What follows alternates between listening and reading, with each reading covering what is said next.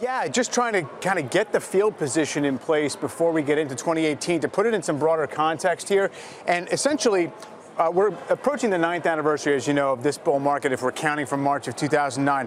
The distance traveled in terms of the cumulative gains, where we've gotten to in terms of valuation levels, and even the public participation, the public exposure to the equity markets are now higher than basically any bull market except for one, which is the greatest bull market of all time, the one that ended in the year 2000. So if you're extremely bullish on stocks right now coming into this year, if you think that last year's 20% return can repeat this year or next, you're basically talking about, that's the conversation you're having, is can this one outdo that one? So then it's, well, what are your first and second questions after that? Is that a scary thing?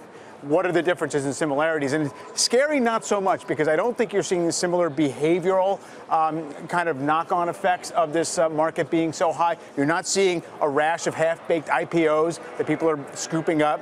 No, we've got ICOs this time, Mike. It's all happening outside of equities, right? Which actually gives me pause, because people in 2007 said, oh, that's a credit problem. That's not a stock problem. Right. However, you also, yes, it's highly valued right now in terms of a PE basis, but still such a huge distance to where we were in 2000. I do think, though, it probably surprises people that if you looked at the aggregate exposure to stocks by households in the U.S., it's not that far below where we were in 99 and 2000, just because the market's up so much. Wow. And maybe it's a narrower holding of stocks, but it's still as significant. That is surprising. Stay with us as well, Mike. We're going to bring in J.J. Kinahan from TD Ameritrade. Welcome to you. Hey, guys. Happy New Year. What do you think? I think Mike is right in some sense. You know, we just released our IMX, which shows our clients' interaction with the market. It's at an all-time high. But to Wait, what does that mean for well, I'm sorry. So thank you for saying that. What it means is clients who made at least one trade in the month, that engaged with the market at least once.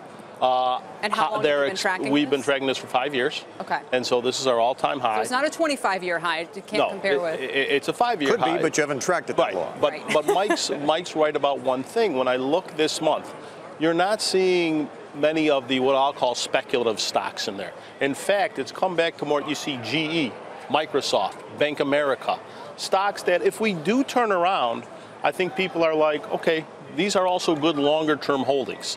Now, you also do see Alibaba. This is from December. You see Alibaba and Tencent. We've seen these, you know, I've talked to you guys every month for the last couple of years.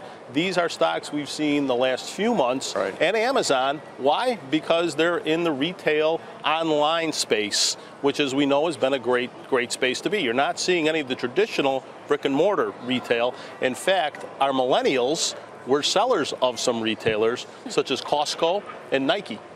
So again, I think it's very interesting how people are looking at that way. And I will say, I think one thing the traditional market's missing about all the coin activity is this is the greatest opportunity.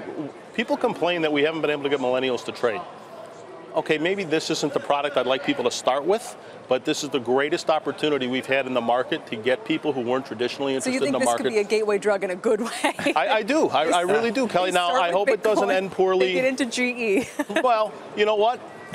Traditionally, we've been like, well, use 10% of your money to speculate, use 90% of solid. What they're saying is we don't want to do that. We want to do 90% speculative. Do I agree with that? No, not necessarily. But for us to say you're wrong is silly. Say, okay, what are you comfortable with investing in the stock market? Let's start there. Hey there, thanks for checking out CNBC on YouTube. Be sure to subscribe to stay up to date on all of the day's biggest stories. You can also click on any of the videos around me to watch the latest from CNBC. Thanks for watching.